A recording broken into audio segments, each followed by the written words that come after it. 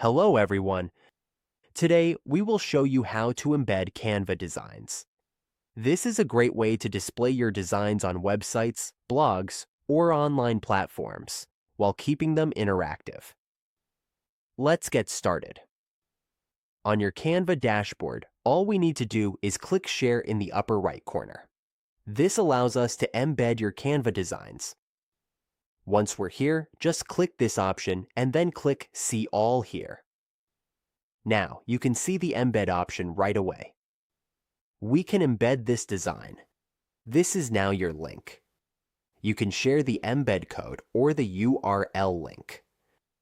Simply copy it and place it on your social media or wherever you want to share it. This way, you can share your Canva project.